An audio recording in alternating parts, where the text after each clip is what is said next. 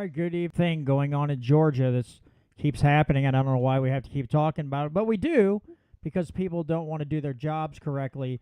And now we've got another family being put through HE double hockey sticks. But before we get into the Freedom Talk, let's get the recording started, and we'll get into it.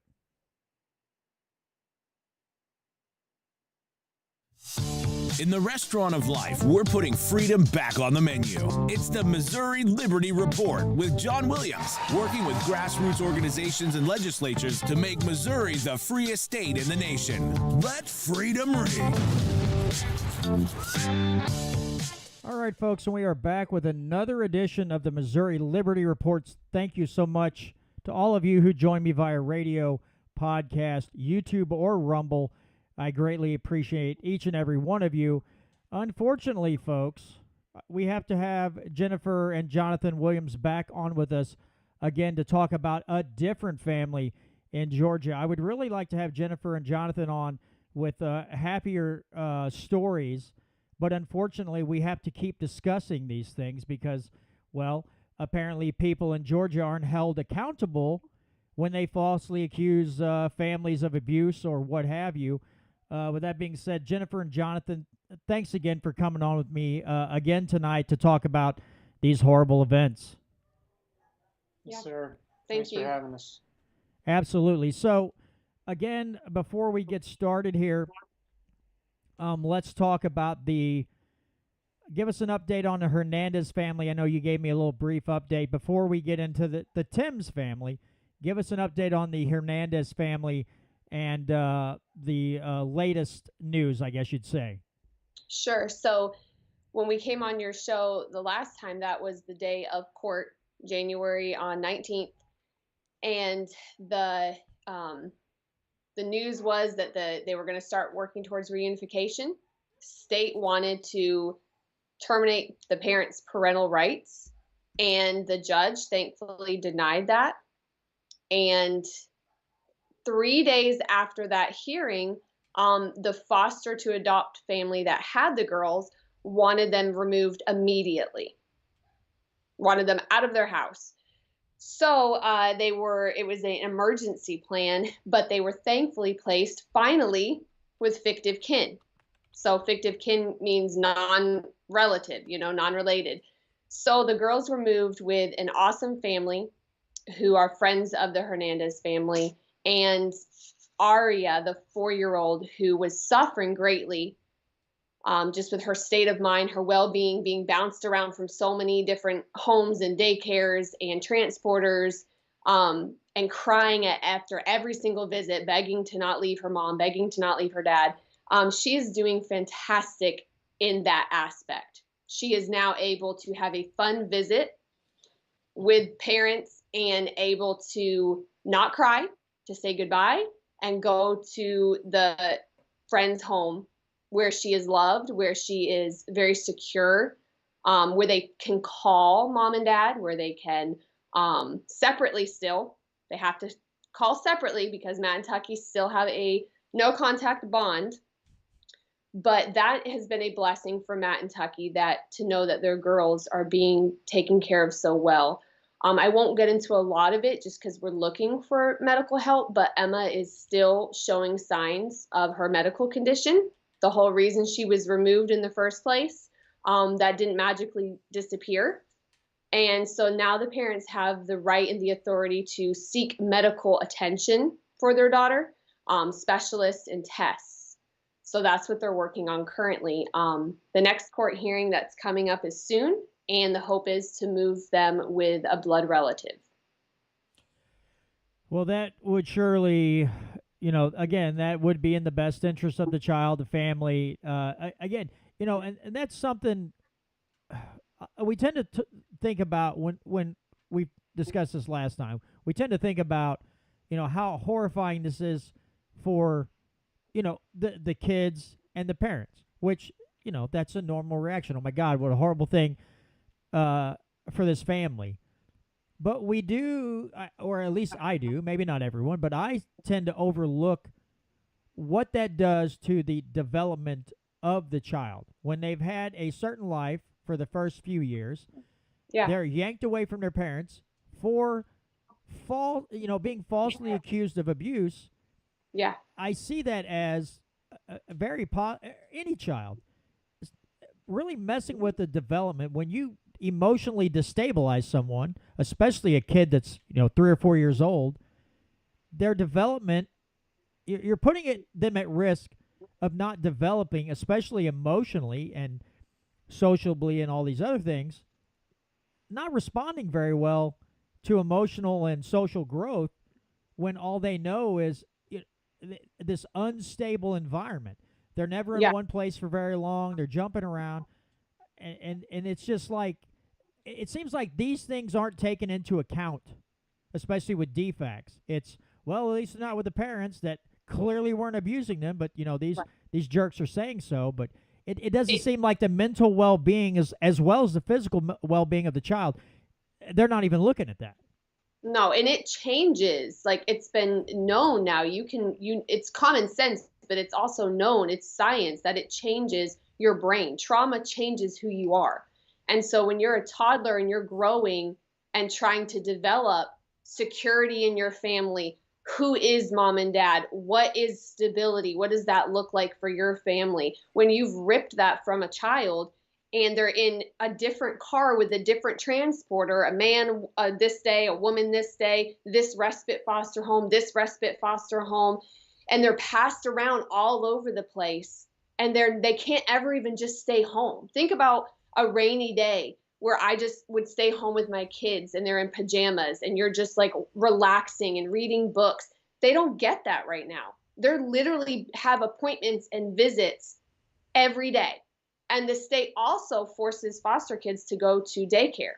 I don't know if a lot of people are aware of that, but they're forced to go to daycare so that more eyes can be on the foster child.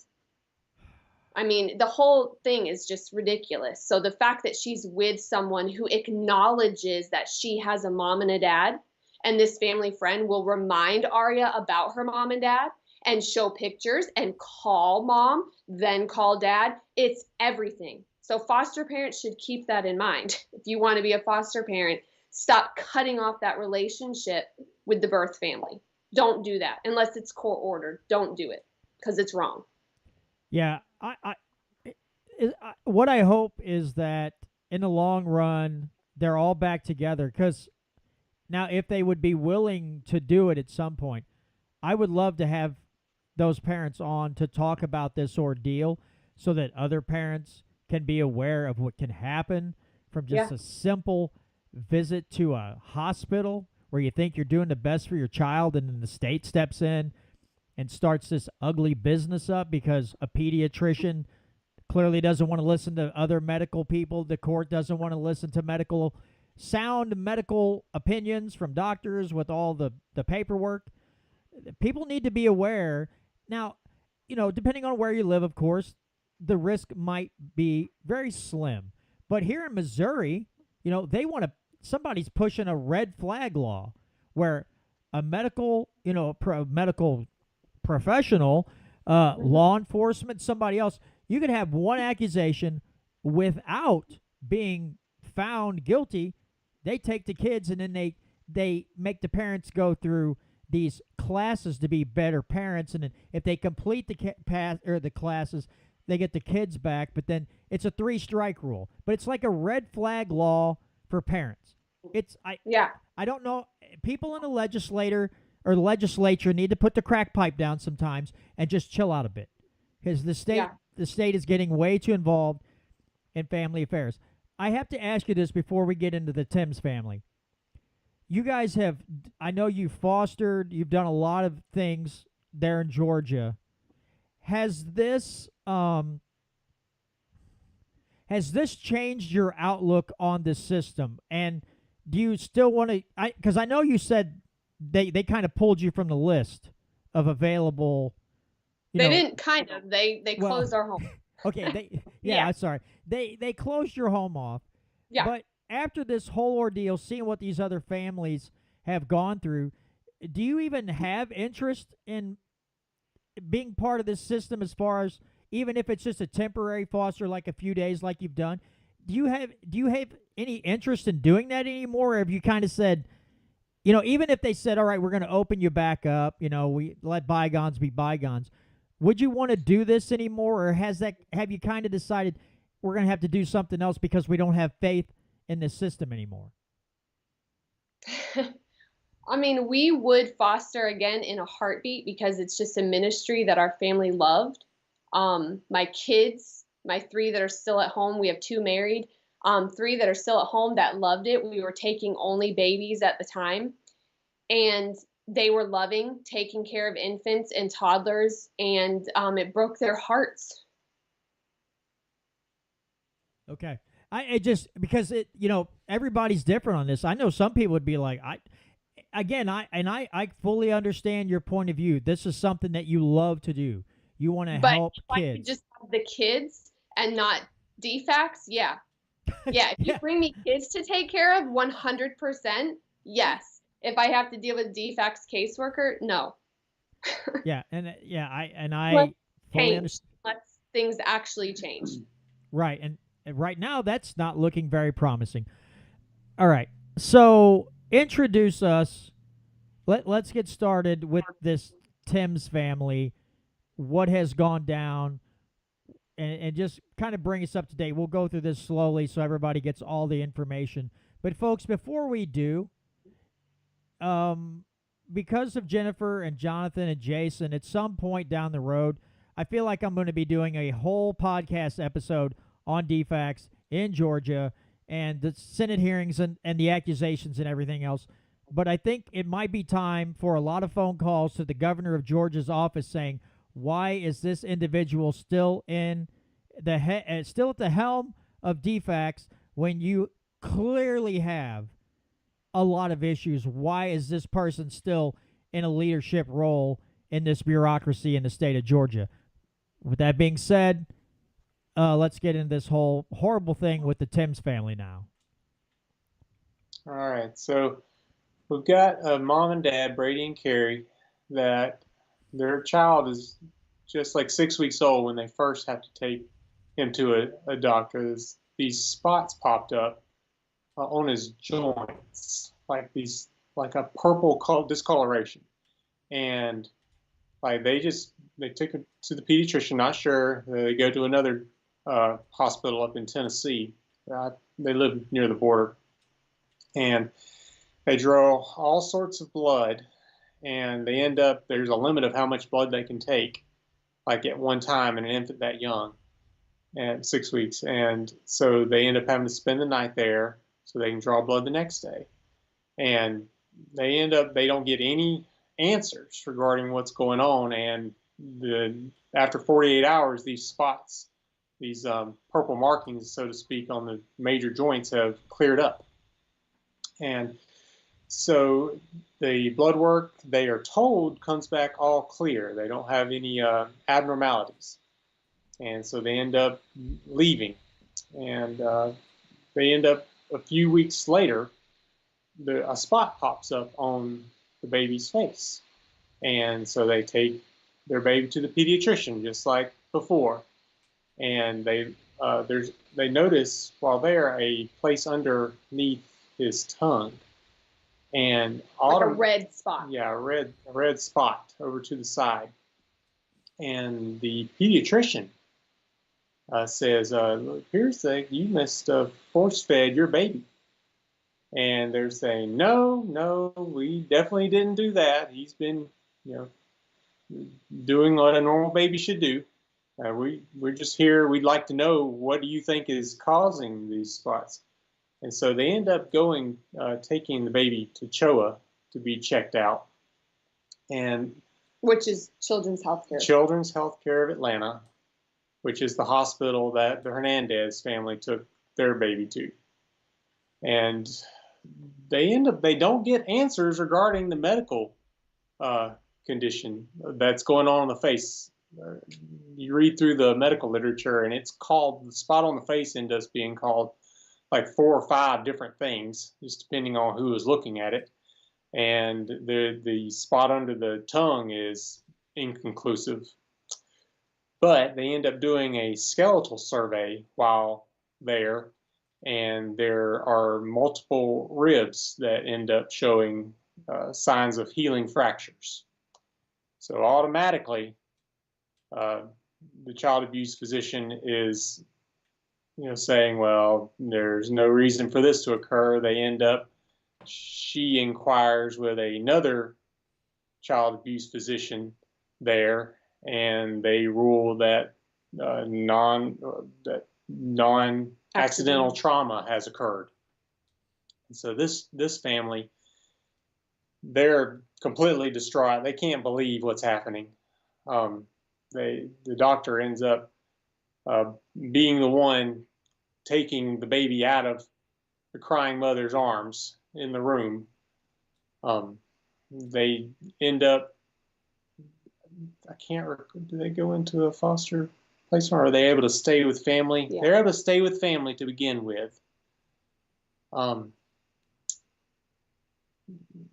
They know there's something going on medically with their children, so they're researching, and they find a specialist in Boston that helps pinpoint what goes on with children that she's been reading about online. Like there's like this group of kids, and this specialist, they get an appointment to go there, and DFCS, they petition the judge, because you can't just go out of state with your baby whenever you're in this situation. But the judge allows them to go for a medical exam in Boston. DFCS meets them up there.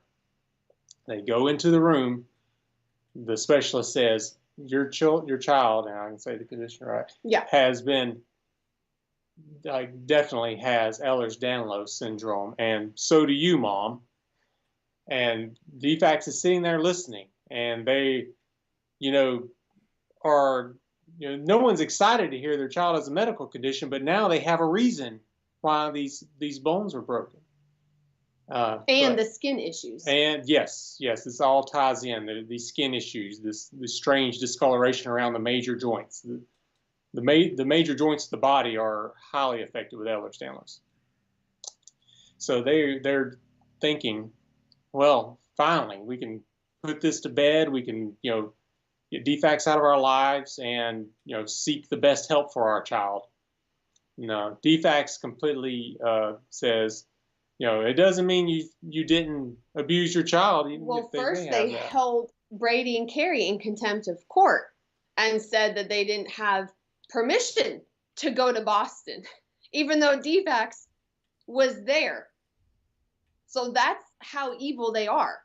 They're trying to deny that they could even be there, and they had permission to be there. Yeah, at a hearing after this medical appointment, they start claiming that. Well, she thought she was going to go home with her baby that day. Yeah. We have a medical diagnosis. You think that you would get to go home with your baby because now you know what's going on. But fast forward to how they handled that. They get a hearing with a juvenile judge, and they have the medical information, and they're trying to get their child back in this situation. And the judge does not want to hear any medical arguments at all. They had specialists, experts. Expert witnesses lined up, on ready, Zoom, ready to go. Testify. And she says, I don't want to dig into anything medical. Tell me what family member you want to sign custody over to. We'll get DFCS out of the way, and your child will have to live with that relative until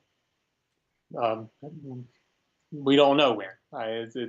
Because of the criminal charges. Yeah, because there's a pending criminal case going on. Like, we'll eventually come around, because these parents have been arrested for aggravated assault and child cruelty. The same exact charges that the Hernandez couple got. Same exact ones. Except they both, Carrie and Brady, got them at the same time, with bond constrictions that they cannot be with their child or any child under the age of 18 without supervision. So they can visit their little boy, but it has to be supervised. And even having this medical diagnosis, they thought would change, and she was going to go home with her baby that day. But no, the criminal charges stand, and the judge wouldn't, like Jonathan said, wouldn't even listen to the expert witnesses. And there's so much to this. You would need us on here for what, 3-4 hours to go over everything, because he talked about the blood that the first hospital took. Oh, then they lost that first bit of blood. They lost that after they took the baby's blood. And Choa had lied about his collagen results. They said everything came back great. Everything came back fine. But yet that was not true. So they lied about the results. So it would take hours, John, to sit here and tell you every single detail of any of these stories, because there's so much that happens every single day that this family and these other families go through. Right. Yeah, where do you even start, right? Well, again, I don't have any blood pressure medication, so I'm trying to stay calm and focused here. I guess the first thing, again, the first question that I guess the first thought that comes to mind is, seems to be a pattern of behavior here. Seems that an awful lot of families, they're not even changing it up. They're just going the same route every time.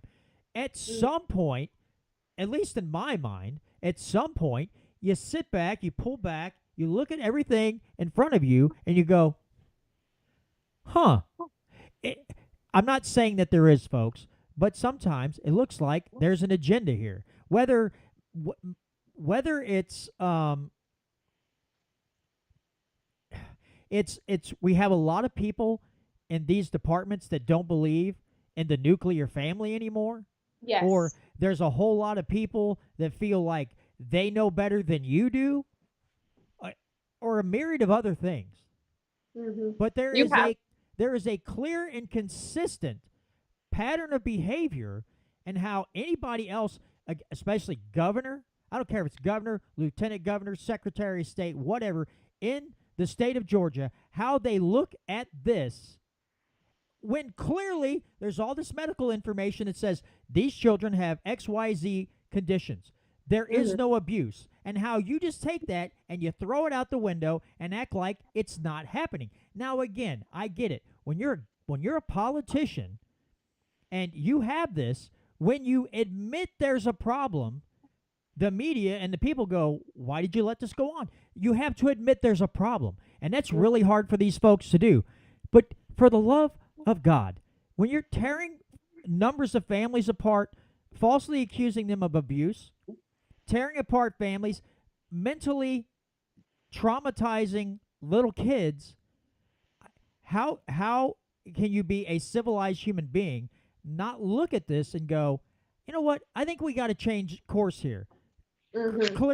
Clearly there are things that are going on here that shouldn't be happening.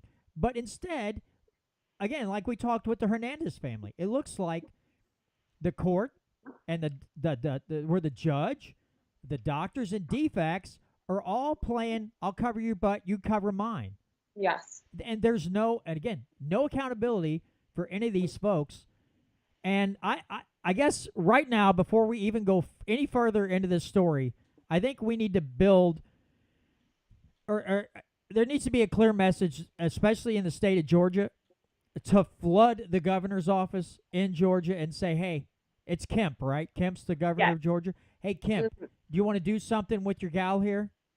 Because clearly you all you need to stay in your lane, and you can't. You're tearing families apart for no good reason. Do you want to do something about this? Or, we can ruin your political career. However we have to do this. But the people of Georgia are going to have to, in huge numbers, start demanding that their government act a little more, a little more humane towards families. But again, it just looks like these people don't believe that, or don't have the foundation that the nuclear family, or the kids being with their birth parents when clearly they haven't done anything wrong, they just don't believe in that anymore. Well, I hear a lot since we've gotten involved with this, just some people, whether they're making excuses or not, maybe they mean well, but I really get irritated when I hear people talk about, well, we can't just send kids home if we think they're being abused. Okay, we all can agree with that. So if you really, as a doctor, have evidence that a child has been abused, then they need to go with a family member or stay in the hospital, right? And let the family stay. They can be watched by the hospital, right?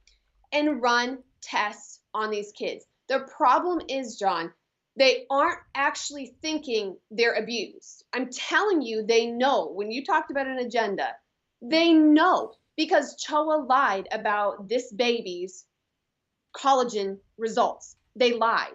They tried to edit it. They tried to cover it up. They tried to hide it. Carrie is smart. She found it. She realized it. She said, what does this mean? There's something going on. And that's how she got her real results from Boston, from Dr. Hollick. And these child abuse pediatricians, they don't want to run tests. So even if tests are run, they try and hide the truth. Most of these parents don't even see their kids' x-rays. How about that? They don't even see their kids' x-rays. They don't have to show you. They can just say, oh, there's multiple fractures, and that number changes. They have, like he said, the spot on baby Jameson's face, it was a scratch, it was a mark, it was a lesion. I mean, they change. Nobody's consistent. So yeah, there is some kind of agenda. And I certainly don't think all doctors, all nurses, we've got family who are doctors and nurses. Obviously, I don't believe they're all corrupt.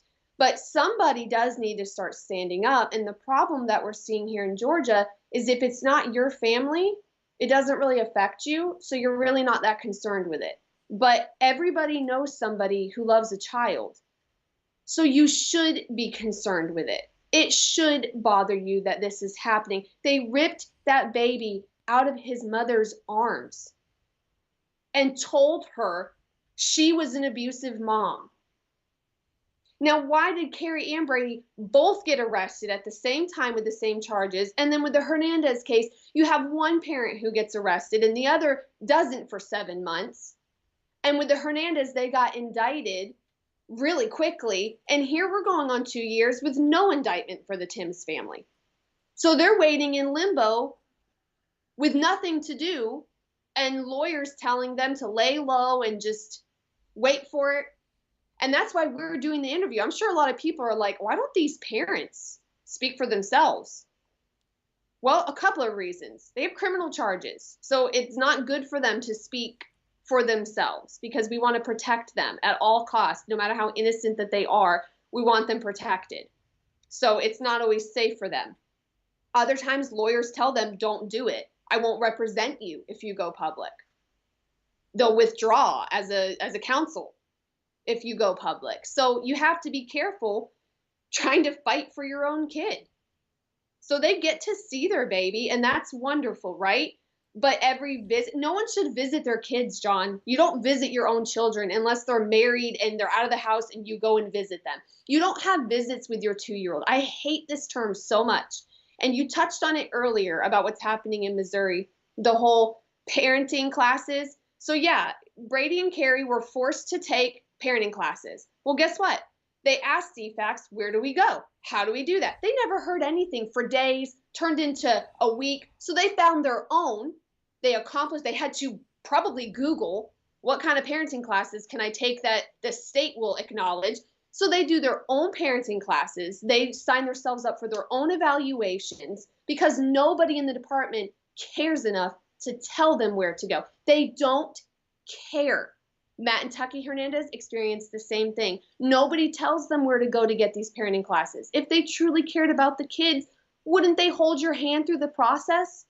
Wouldn't they have a list of where they could go for these evaluations and these classes? Wouldn't they say, hey, go ahead and get CPR certified, that the judge will like that? They don't tell them these things. They ignore them.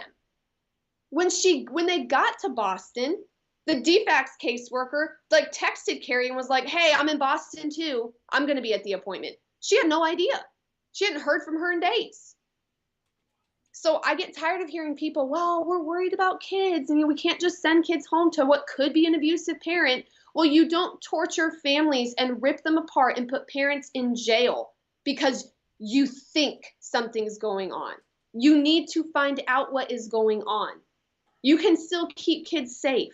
You don't have to rip them apart from their families. That's the problem that we're seeing here. You know, in this case, and so many other things as well, you see it in legislation everywhere.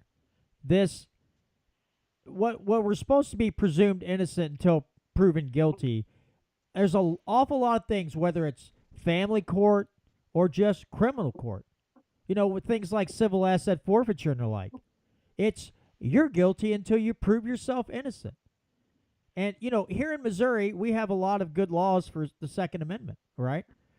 But if you protect your own property,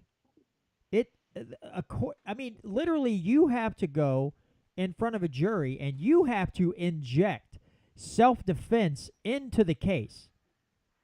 If I'm in my home and I'm protecting my property and you can clearly prove that someone's trying to kick your door in and do you harm, why would I have to inject self-defense into the case? It should be on the state. It should be the state's burden to say, clearly there is a pattern here, or there's bad behavior. Same in the family courts.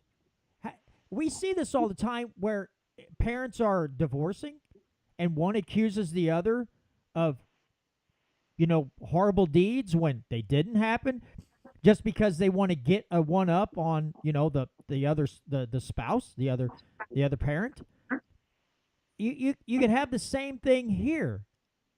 This proving that you're innocent, that you have to go spend all your money. You could literally bankrupt yourself in court, you know, paying for an attorney to prove that you didn't abuse your kids. In the meantime, there are doctors saying clearly you didn't abuse your kids. Yeah.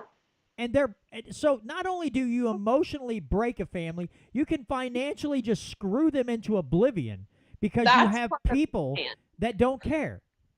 Yeah. Well, I don't know if we talked last time. Jonathan's really good with the Chapter 4 that gets instated. Yeah, at least there's here in something Georgia. called Title IV funding. That's federal money that once the judge lays down the gavel that the child needs to be in foster care, from that moment on, it varies per state whenever you look at the amounts, but 55% of what it costs to for the judges, for caseworkers, everything for that case, 55% of what it costs now gets taken care of by the federal government. So there is a real financial incentive for state DFCS offices to put children into care because it takes a huge burden off of their state and county funds. And there's talk, and I've yet to find it in black and white. I've just read like hearsay that there is somewhat like bonuses for each child. If you adopt out, get enough kids out of foster care, get them adopted, you get certain bonuses. I do know there are like ones in most states that the federal government will do that. I found the black and white, but just what they get just for adopting a child out, I have not found that in black and white. Well, just so you know, that the camera where we see you, it fell. I don't know if that matters, but it fell, so it just kind of shimmied on down. Okay. There we go. I'm probably over here shaking the crap out of my desk, and it finally just kind of shuffled. I have the prop. Anyway. Okay, well, that injects a very important point into this argument because, again, with so many things in government, I know I keep tying all these other things together, but it's true. Mm-hmm. When the federal government money incentivizes a lot of bad behavior in a lot of areas. And here's another one. It's incentivizing bad behavior because if they're like, ooh, we're running short on money, there's always some really awful people who will do whatever it takes to keep the federal money running in, to keep it coming. Because, oh my God, our budget might take a hit. Okay, so you're telling me you're going to pick federal money over the welfare of a family. Then you're an evil piece of you-know-what, and you should not have a job anymore. You should be or maybe we can charge you with fraud and put you in jail. Maybe we can have some felony charges brought against you for fraudulently obtaining money from the federal government. Now, the feds will never do that. They'll never admit that they gave money to some has-been because, hey, we told them if they put more kids, adopted more kids out of the foster system, who cares? At the end of the day, whoop-de-doo. We did our part. Yeah. It's not our fault that they're weird, creepy individuals in there. I don't know if you've ever heard before, but the Constitution really is not welcomed or adhered to in family court. Yeah, no, it's not. I mean, it's just not, because there are rights that these parents have. So even if, I'm sure I said this on the last time we were on your show, but even if, let's say that somebody else, a random person that is in trouble with drugs and their child was wandering the street, neighbors found them, police come, DFCS come, this person, they're incapable of caring for this child. Okay, so in a perfect world, that child would go to a foster home until they found a family member, right? If they don't find a family member, the child needs to be somewhere where they're taken care of. Then the state should step up and help this family. Help them get into rehab. Find out what they need to be able to get sober so that they can parent their child. Because just because you have a drug problem, just because you don't have a job and you're in poverty, doesn't mean you don't love your child. And we have this stigma where people think if a child's in foster care, their birth parent must be trash. Their birth parent obviously doesn't love their child. This isn't true. We all know there are bad parents out there. There are bad humans out there, John. There are people who do abuse their kids, who do not take care of their children. However, we don't need to look at them all as a whole. There are children who are very loved by their biological parents, but their parent struggles. We should help them. That's what a good foster family, a good community, and a good DFCS caseworker would do. They would find a way to help this family reunite. So when you have innocent parents with no proof against them, like the Timms family, they're not only not helping them, they're purposefully ignoring them, purposefully keeping them in the dark about things. They have a medical diagnosis for their baby. And Carrie had a high-risk pregnancy. She had problems. She had heart problems. She had a high-risk pregnancy. He was born early. I mean, all of these things, and that contributed, the Ehlers-Danlos contributed to that. They don't want to hear it, and they don't care about that. So when people say, and I'm going to drive this in until I'm blue in the face because I think it matters. We need to stop thinking that some of these doctors mean well and these DFCS workers are just overworked and underpaid. I'm so tired of hearing that. I am sure some are overworked and underpaid. I'm sure of it.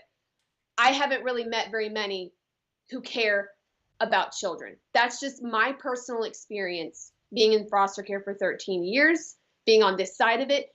I don't recall any caseworker telling me, hey, here's the mom's cell phone. If the child would like to talk to their mom, they wait until it's court ordered. Or they wait until it's like Christmas time when we had kids and they're like, oh, the mom wants to FaceTime on Christmas, but if you don't want to, you don't have to. And I'm like, no, I'll be glad to. That's not a problem for me at all. Well, the reason the caseworker was bringing it to my attention is because she was going to take the next week off. It was Christmas. She didn't want to have to deal with this mom and this foster parent. So she was like putting it in my hands. Well, here's the mom's number if you feel like it.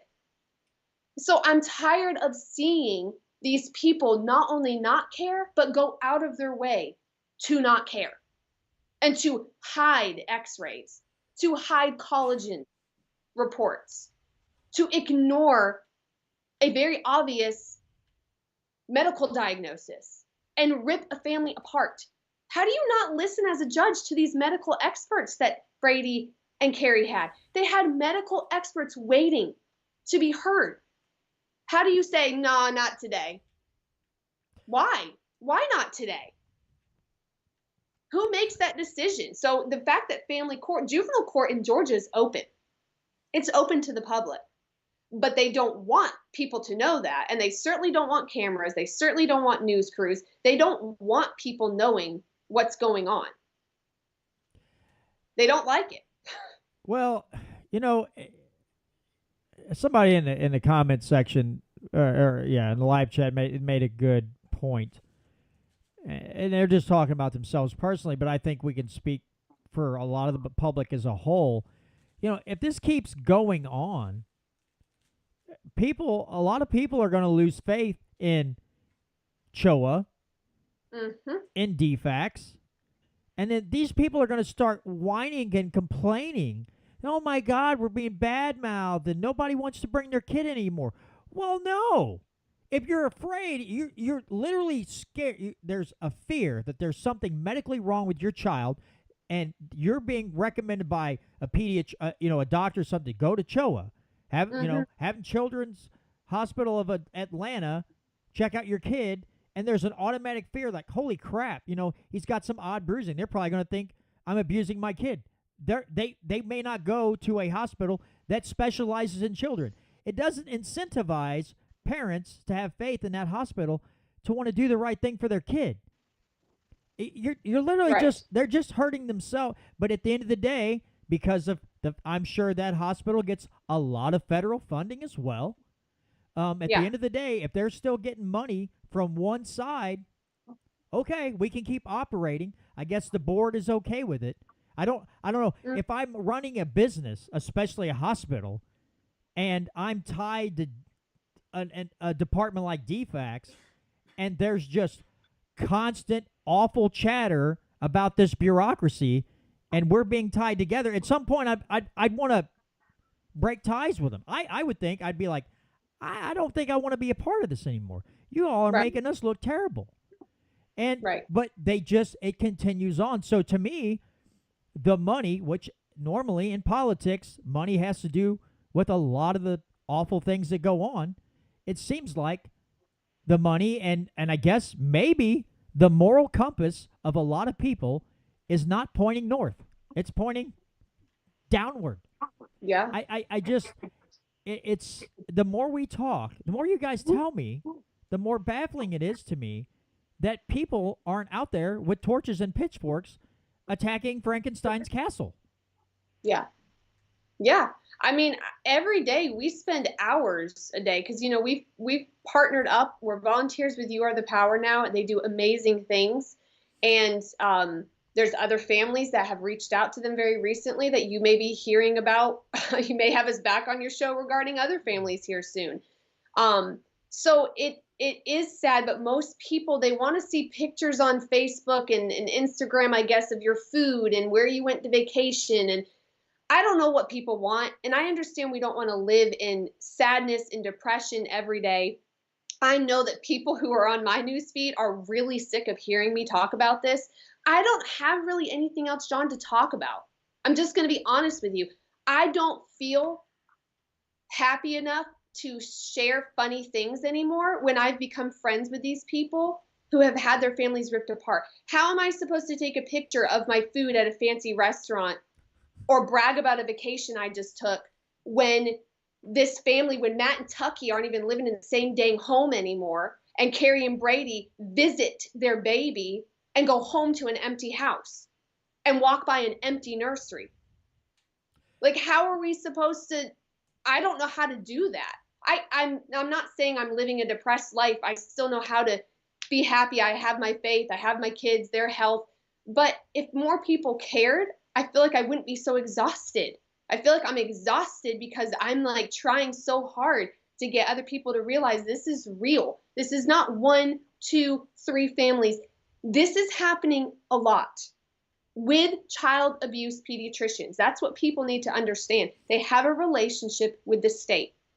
They get paid, John, every time a child goes through and they get to write on their chart or type it in their computer, abuse, non-accidental trauma. When they write NAT, they get paid for that. And in some states, they get paid extra for every single body part they x-ray. So you're talking big money. I know the numbers in Arizona from another podcast I was on, Sylvia Beachy. I don't know if you're familiar. They did a podcast with me and they got numbers for Arizona, and it was $832 for a child abuse pediatrician to say, this is abuse. And it was $200 and something per body part that a doctor there takes an x-ray of. So you're talking about a ton of money while these families, Carrie and Brady, are deep in debt.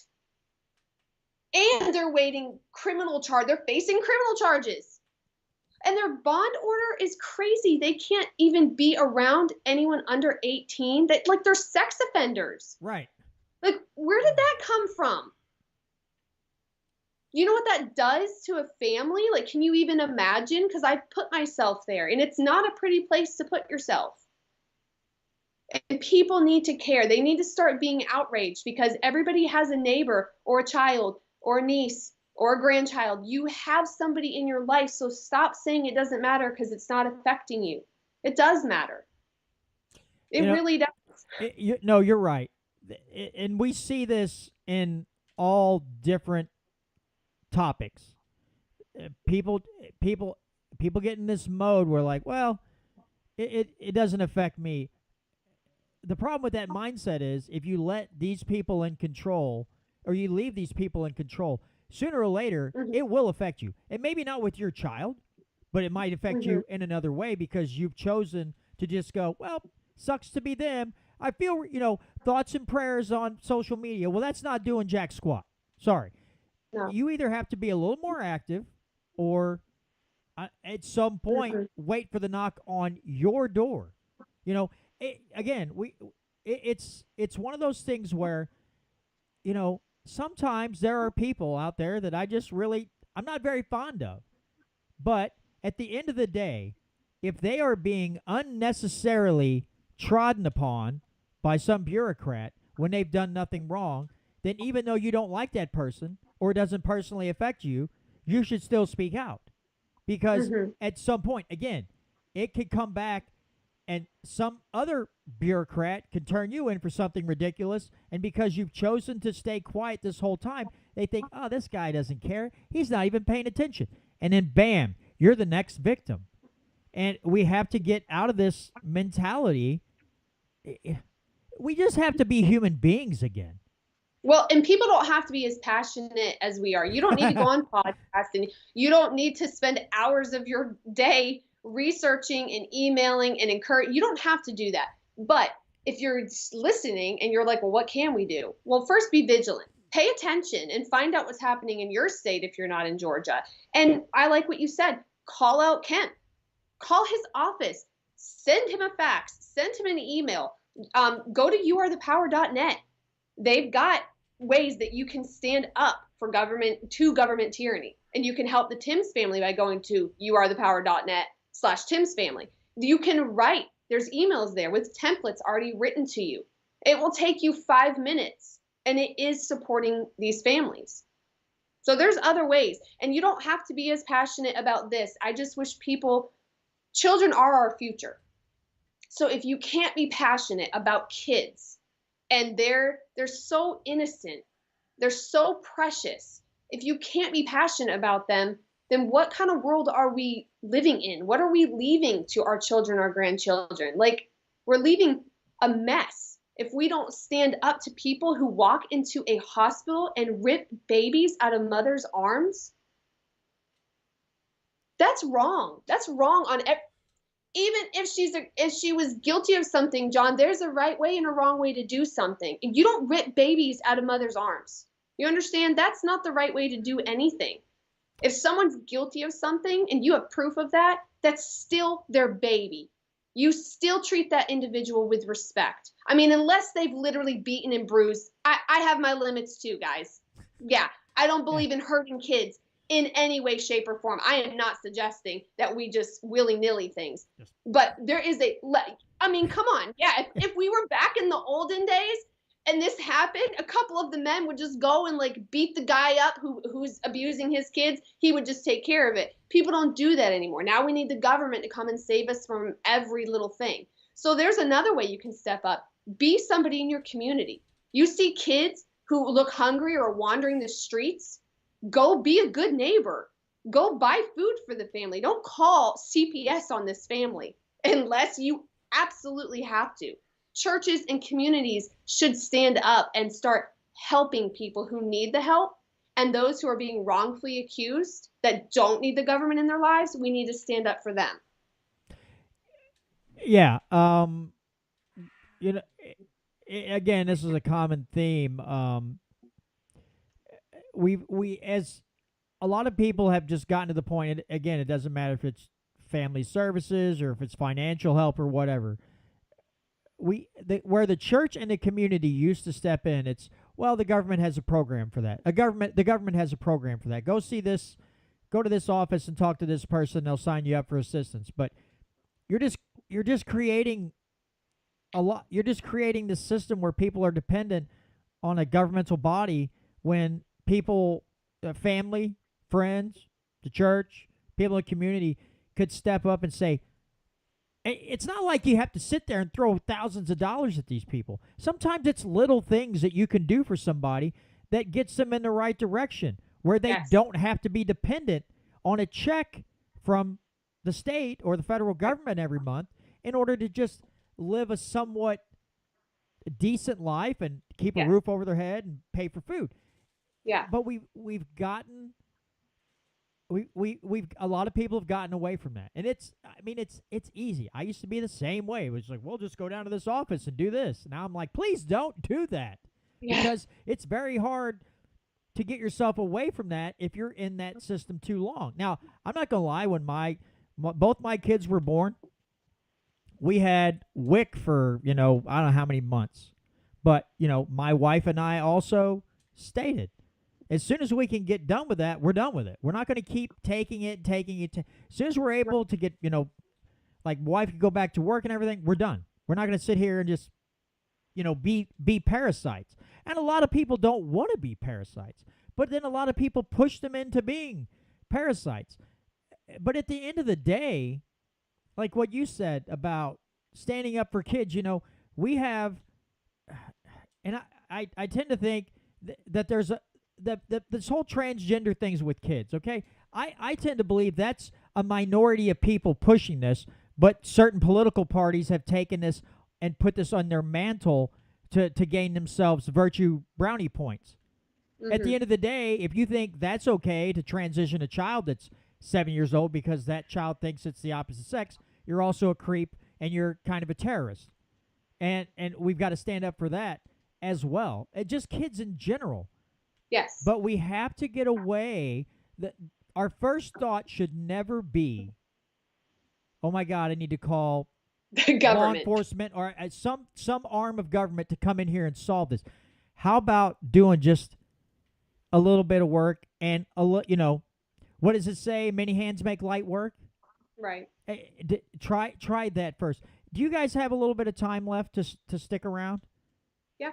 Okay, because I've got to cut here in just under 3 minutes for Lake of the Ozarks radio station. So with that being said, is there something you'd like to say to this particular radio audience before we cut and we continue on with the conversation here? Don't just listen to these words about you getting involved. I mean, doing little things like going online and sharing whenever you see this kind of stuff. Sending 5 emails to these people at the You Are the Power website means a lot. I mean, if just, 100 people did that, I mean, it would make a huge impact. So, and whenever you, like John's saying, step in and just try to help somebody. Don't think, well, I'll let somebody else do it. You step up, fill the gap. Yeah, I wholeheartedly agree. And, listen, it's we live in a society, and we have to be honest about this too. We live in a society, the way the economy is and everything right now, where both people in the household have to work for the majority, unless the husband's or the wife is making really good money and the other parent stays home. You have both parents working. You have the kids going to school full time. If they're not in school, they're in daycare. We lose so much time because the way things in this country are going right now. And so it takes a little bit more motivation to say, I'm going to take 10 minutes out of my day. Even though I just got home, I need to make supper, I need to do this, I need to write checks out for bills, I need to do all these things. I take 10 minutes out of my day to make a phone call or to send an email, and I'll get 4 other friends to do the same thing. Hey, did you hear about, send a text, a mass text. Did you hear about this? Hey, let's all call the governor's office and let's get the ball rolling. Like Jennifer just said, you don't have to spend every waking hour when you're not at work or on a weekend doing this. Literally, it just takes a whole lot of people taking 5 to 10 minutes out of their day to do an email or a phone call or a fax or a handwritten letter. But if you multiply that by thousands, sometimes, they're not government politicians are not used, especially in the state offices, are not used to 2,000 phone calls or boatloads of emails. All right. For those of you in the KEYK audience, thank you so much for joining me again this week. Appreciate all who listen. I don't have a guest slotted so far for next week, but I'll be back. All right. Yeah, I mean, we talk about this with, the Missouri Freedom Initiative working on legislation and stuff like that. Hey, call or email your rep and say, we'd like you to kill this bill, or we'd like you to vote yes on this bill. That's a common thing. Mm-hmm. It doesn't just have to do with bills and legislation. We can do this with, DFAX or, CPS or whatever you want to call it, whatever it's called in your state. We can do these things too and start, because if these people don't feel pressure, the attitudes and behaviors will never change. Uh-oh, did I lose you? Uh-oh, are you still there? Yeah, we're here. Yeah, okay. Froze on our end too. Okay, cool. But yeah, you're right. In the beginning, we tried that. We went and tried in the very beginning. Let's reach out to some of our government officials. They don't know this is going on. My goodness, the Hernandez family is being treated horribly. Let's reach out to some. And we would get either zero response at all, right? Or we were told by multiples, it's not, DFAX isn't really our area. Our hands are tied. This sounds like a court system. No matter where we went, nobody cared. These are people that have been voted in, and they did not care. We live in a small town, and we had multiple people tell us names of representatives. Hey, you should call so-and-so. I'm not going to say who they were on here, but you should call so-and-so. Well, we would call so-and-so, and so-and-so didn't care one single bit. They did not care. And there were multiples of those. And it's very disheartening, because what is a family supposed to do, John, to be heard? What are you supposed to do? How else do you get your voice heard? They care about you when it's voting time, and all the politicians invite you to coffee houses and biscuits and come and chat with me. And then, my God, when we need them, they won't call you. They won't set up an appointment. I've been waiting months for an appointment. I go through the little portal of make an appointment with Governor Kemp. Multiple people have. You don't hear back. They don't show that they care. So it's like really disheartening to realize that's what your government thinks of you, that they don't care. And that, remember, 1,800 kids in Georgia are missing. I'm sure you and I talked about that. Yes. Where are those kids? And I looked up the numbers in Missouri from, I think their numbers went from 2018 to 2020 or 2021. And it said there was, 900 and some instances of kids going missing for an average of 35 days before they would find them back. They would run away. They would do these things. In a 2 or 3 year period of time, 900 plus kids just vanishing for 30-something days on average. And again, they want the people to think that they're doing all these glorious things, but then you start seeing these numbers. And then you bring up the financial side of this for the hospitals and DFCS. At some point, when you actually sit back again and look at the numbers, look at the data, you should start to question everything that you've been told here. Again, there seems to be a very shady pattern of behavior between the court system and the pediatricians and DFCS.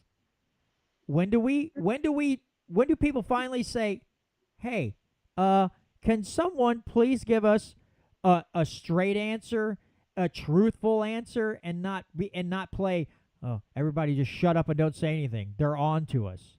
No, Right. Nobody even acts like they want to try to rectify the situation, which in my mind just makes them look 10 times more guilty than they already are. Yeah, we had a meeting with DFCS with 2 different county directors and a regional director in December regarding this situation, regarding our home being closed. They sat down with us, Jonathan and I, and they listened to us for an hour, and they basically said, well, we can't tell you what's going to come of this because we're not allowed to tell you about, parts of the case. The family, it's their business. And I'm like, I know more about this case than you. I've been at court. I talk to the family every day. And I told them that. I told the regional director, I said, I don't need any information from you. I have all the information, way more than you have. We've never even heard back about that. Nothing came of it. So how do you, as foster parents, show them a list of multiple policies that have been broken, federal law that has been broken, moral things that have been broken, right? They're ignoring birth parents. They're keeping doctor's appointments. They're not letting parents go to doctor's appointments when they have the right to. When you're bringing up these things and they don't even care, there's no oversight. Maybe in other states, maybe in Missouri, maybe in other states, you have oversight over CPS. But I'm telling you, we've looked high and low. Jonathan's gone to great lengths. A couple people are like, why don't you call the attorney general? That's a person of power. And so I said, okay, all right, let's do it. So I got my stuff together. I left him a huge, long voicemail. I ended up getting a call back from his secretary. She said, well, legally, we're not allowed to give Georgia citizens any legal advice. She's like, technically, DFCS is our client. And I said, I've already emailed the deputy director of the attorney general all of the laws of Georgia and federal government that DFCS in Forsyth County regarding the Hernandez case have broken. I was like, do you guys have a problem with that? It seems like it'd be in your best interest if your client was following the law. And she just kind of laughed. She's like, well, we encourage them to do that. She wasn't like, yes, we demand our government agencies to follow every law. It wasn't anything like that. It was, she was more or less just, giving me lip service of, you called the wrong office here. So, what do you do? What are This is an elected official that, you go to his website and he's all about, I'm strong against crime. And it's all about if there's some sort of bribery going on between different, government factions. That's what they're looking at. But if there's a citizen of Georgia being hurt by a government agency, apparently they don't even, bother to look into it. Yeah. You guys are just. I'm a pretty talkative guy. If you knew me outside of the pod, I could talk your leg off. And you guys are just really giving me trouble to have the ability to speak because every time you tell me something, I should have, with everything that's gone on and the lack of transparency and seemingly no one cares, I shouldn't be shocked by what you're telling me. Right. Because But why are we? We still are. right, because of course when you sit and think about it, of course a government, I guess you'd call them more of a law enforcement body, is going to stick up for another arm of the government, because at the end of the day we all got to be buddies here. We don't want to sit here and fight back and forth, because how could we steal money from everybody else if we're doing that? But again, you would expect just, I don't know, just a smidge better attitude. Citizen. How about as you're also a Georgia citizen? Why don't you make a phone call? You get on the phone with somebody, or you walk into that building with like a couple of aides. Mm-hmm. I mean, that is going to get people shaking in their boots.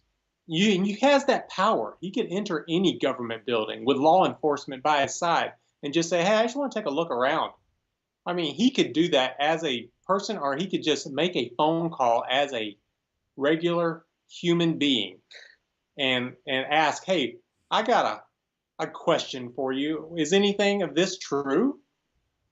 If they took the notes from our meeting and we gave all of these, and we gave names, right? So that doesn't bother me to name names of defects. When I gave the caseworkers names, told them exactly what happened, told them that we were lied to ourselves regarding when we had Emma and Aria Hernandez.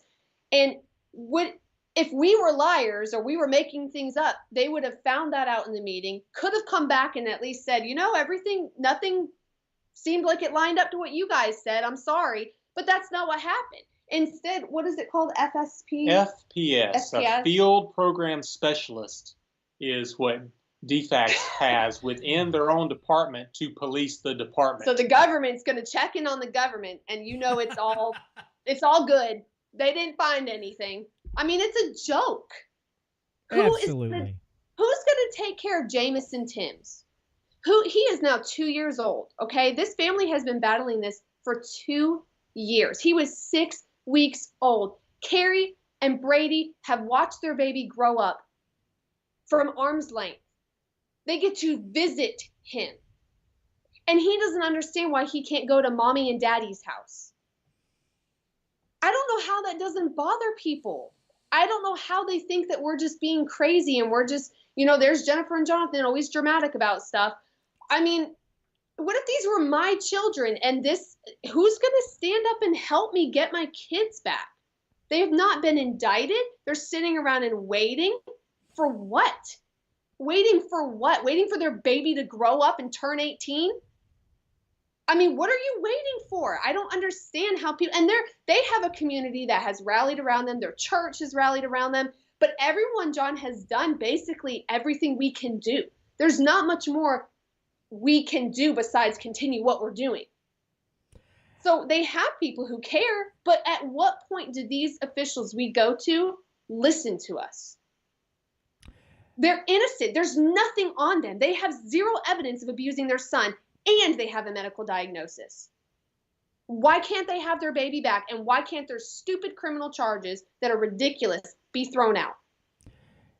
I think at this point, to be honest, and to be blunt, I don't know how you do it, because I am not a media master by any means. Okay, this has to go nationwide. This has to be a national scandal. Because to shame these people into doing anything, clearly within the state, like you just said, Attorney General's office, they have no interest in intervening and saying, or at least investigating somewhat what is going on here. This needs to turn into a national, I hate to use these words, but I kind of have to, a national smear campaign against everybody involved. Anybody who seemingly does not show any interest in doing the right thing, national media attention needs to be called into account, and just a huge spotlight right on them. Because to me, once the nation hears about this, sometimes that tends to get people stirred up and fired up. Because when you have people in states all around the country hearing this in droves, and they're getting angry, maybe then, I think sometimes that's what has to happen. You have to get every single journalist or anything that you can to bring national attention to the person that runs DFCS, the Georgia governor, the attorney general, these caseworkers, these pediatricians. They should have cameras and microphones stuck in their face saying, "What's going on? Why is this continue? What's with this constant weird behavior from you guys? Why are these families having medical diagnosis and the judge is just throwing it out? You guys are acting like nothing's wrong and you haven't done anything wrong. You haven't lied about anything. Why does this keep happening in Georgia? Doesn't it seem odd to you?" To me, that's the only way this is going to get solved. This has to become nationwide. Yeah, I will tell you that you'll see it on the news here soon. There is a local investigative reporter that is going to be putting something out in April. I wish it was coming out like yesterday, but she has interviewed a lot of these families, and she is going to be putting it out. I think it might be in like a docuseries kind of format. I'm not positive, so don't quote me on that, but you will be seeing it from her, and I hope that is the start of it. Because a lot of reporters we reached out to, John, they don't want to get involved with DFCS. They do not want to get involved with CPS because it's so difficult. They're so vindictive that a lot of people have told me to my face, "I've seen what you post on Facebook. I really want to share it, but I'm scared to. I'm afraid. I'm afraid for my kids. I'm afraid for," and I don't blame them. I understand that, because if they can take Brady and Carrie's kid for doing nothing, who's to stop somebody from tattletaling? That's where we're at now. We're at where parents are afraid to either take their child to a hospital. They're afraid to speak out against DFCS. We have all these fears, and they're legitimate because people know what our government is capable of. And they are fearful. And they should be fearful to take their kids to some of these big hospitals. These children's hospitals, just if you're listening and you have an issue with your child, you need to find out if they have child abuse pediatricians there, a safety team, also known as a reach team. Find out if they have one of these and do not go there. And you need a good relationship with a pediatrician. You need a pediatrician that you trust. They trust you. They treat you with mutual respect. Because a lot of these pediatricians, it's a different one, in a big office. And so you'll see one time and a different one another time. And there's no relationship. So they send Brady and Carrie, "We'll go on to CHOA and, get that blood work done and see what happens." And then when all hell breaks loose, where's that pediatrician? Why is that pediatrician not saying, whoa, don't do that to my patients. This is a good, loving father and mother. No, instead, they're the ones who are demanding that they're force feeding their baby from a spot under his tongue and a spot on his face. They went there for help for their 6-week-old baby. And they literally had their world turned upside down in the worst way from doing nothing. So people are afraid. Well, it seems to me, again, we have to keep saying this too. A lot of people who would abuse their kids in this way, they're not going to just go run into the hospital, have them checked out. They don't want to be accused because they're doing it. They don't want anybody to know they're beating the snot out of their kid or forcefully feeding. They don't want people to know. Right. I'm sure there are some great actors out here. Oh, he tripped and fell down the stairs again. And after a while, you see a pattern. You're like, okay, clearly you're beating the snot out of your kid. But at this point in time, it's like I don't know how these pediatricians can't see and read these parents and see how frightened they are for their kid. They can. They're only looking for one thing. God. The total tunnel vision. Isn't that? Yeah. I just want to punch my computer monitor right now because, listen, it's not hard. You turn on the news, for the most part, all you see is bad news, divisive news, all these things. It's not hard to look out, turn on the television, which I don't, but still, it's not hard to turn on the TV or look on your social media or just on news, news sites or whatever, and just see negativity. It surrounds us. Mm-hmm. But again, at the end of the day, there's a clear pattern of behavior. Right. Nobody in government wants to talk about it. Nobody wants to admit to anything. They want to go along like nothing's happened. At the end of the day, there should be thousands, tens of thousands of people going, what are you doing exactly? What's Right. going on here? Right. And saying we won't stand for this and we're not going to this hospital anymore. And the problem is some of these big hospitals are great hospitals. The other doctors and nurses that don't want to tear families apart are wonderful doctors and nurses. You know, I know for a fact people in my town, CHOA has saved their child's life. Multiple people in my town. So this is not me knocking that hospital. This hospital is known for helping children, saving lives. However, we have this department. That's what people need to understand. There are certain bad actors playing in this. It is not CHOA the hospital. Now, CHOA the hospital, we've reached out to on multiple occasions. I wish that they would get back with us and at least have a conversation about what's going on with this department. That would be really good, I feel like, to open a dialogue of, well, what is going on with this department? What is your relationship with the state? How can we stop this from happening? That would be ultimate my goal. Stop it from happening. Stop giving these people so much power to do these horrible, horrific things. And that means judges and attorneys, everybody. All the people who don't care, John, these court-appointed attorneys, they'll meet with their client 5 minutes before court starts. They don't even know their case or the kid's name. They don't know what's going on. And then even some of these paid attorneys, no, don't go to the media. No, don't talk about this. DFCS is vindictive. They'll make your life a living hell. Just lay low. Don't do anything. How are you supposed to do nothing while someone has taken your kids from you? How do you sit back and do nothing?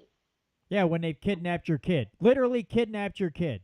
It's a legal way of kidnapping. That's what they're doing. They're legally making it. It's illegal, obviously, but in their minds, they're on paper making it so they can legally do this. And that should infuriate people. Once you find out a child has a medical diagnosis and these parents are obvious, like you said, you can vet somebody, you can go do a home check, you can look into their past, you can find out, are these dangerous, bad people? Are they on drugs? Do they have an alcohol problem, a violence problem? There are ways to find out who they are as a person. Go to their work, interview people. It's not that hard. And it's a lot less damaging than ripping their family apart. But there's no money in that. So they're not going to do it that way. Right. And, as we talked last week or the last time you guys were on with the Hernandez family, I can't imagine how hard it is, because I see Tucky, she'll post some TikTok videos once in a while. Mm-hmm. And, just trying to let people know, hey, I just want to get my family back together. And they'll have, she'll have some pictures, I guess maybe some old videos of her and the kids or whatever. Yeah. And you just sit and look at this and you think, I don't know how the Hernandez family nor the Timms family, I don't know how I would be able to hold it together and act like a civilized human being when, truthfully, the state came in and kidnapped my children. Because at the end of the day, if you can't go into somebody's house and just take their kids because you think they're abusing them, the state should not be able to do the same thing. If you don't want somebody else doing it to you, then you should also make it to where the state can't do it to you. Therein lies the problem, because too many people put their trust and faith because, these people are, with the, the Department of Child Services or whatever. They're good people trying to do a good thing. Well, you could go into any job, any factory job, construction job. There's always some idiot who's messing things up or stirring up. They're everywhere. These people are everywhere. Right. So how is it that when it's a government body that so many people just want to go, well, they probably mean well. Clearly they don't. Yeah, or they wouldn't lie. They can't. This will get taken care of. This will get fixed. And I'm like, my mind is just blown, which I have to agree to that to an extent. We did not think it was this corrupt. I would never have thought it was this corrupt. And the more that I've looked into it and the more things that I've realized, it is corrupt. Now, I've even had people, well, what do you kind of touched on it earlier. Do you want to be a foster parent? The whole goal was to help kids reunite with their family. Now, we have 3 children who were adopted through foster care. 3 of our 5 children are ours through adoption. So I understand adoption is a beautiful thing. It's an awesome thing, and I'm super thankful for it. I have 4 brothers who are adopted. It is needed, yes, but we need to look at the bigger picture, and foster parents need to stop becoming foster parents to adopt. They need to stop thinking that every kid in foster care needs to be rescued or saved. That's not what it was meant to be.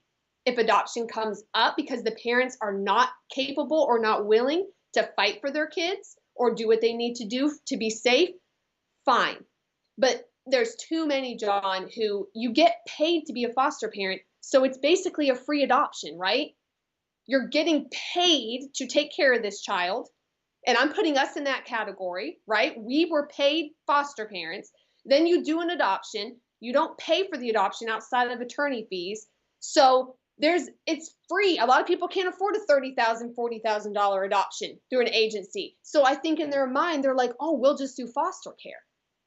Okay, that's not what foster care is for. Foster care is for taking care of kids while their parents work a plan, and you should be that bridge between the parents and the child, helping them, building a relationship, not keeping them from their birth parents.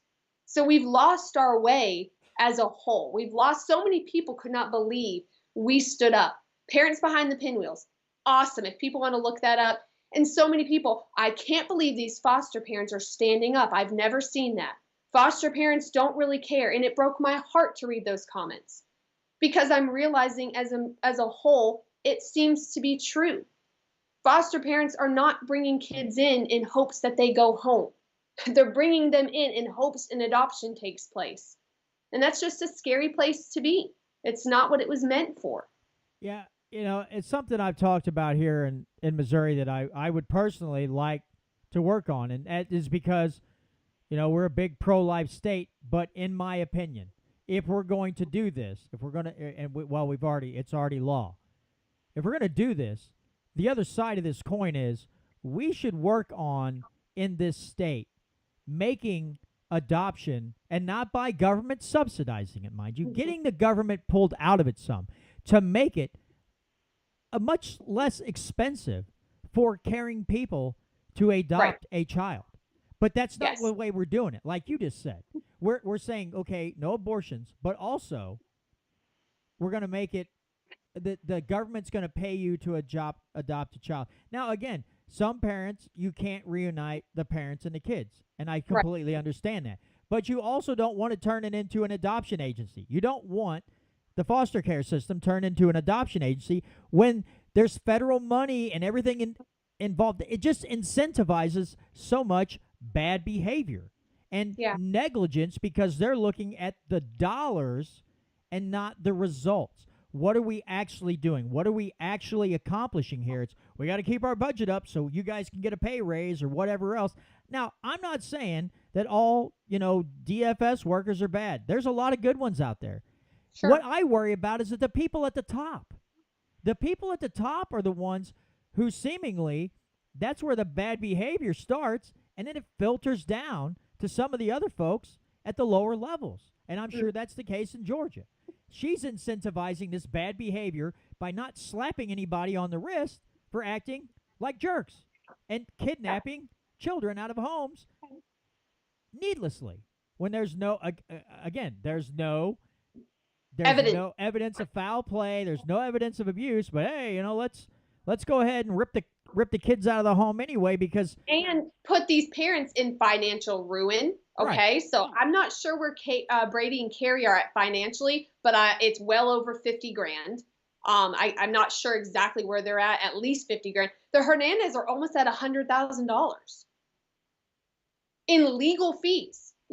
So you are taking away their ability. They're now working multiple jobs. All these parents, Brady works so many part-time jobs just to pay for lawyer fees, to pay for legal fees, expert witnesses. All of this costs, the government doesn't care. Where's the help for that?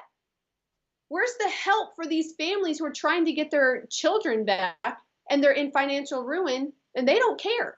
They don't care. We were at court with the Hernandez family when they were told you can now get medical testing for your kids, but you have to pay for it out of pocket, and you are court ordered to get therapy, psychological evaluations that you need to pay for out of pocket.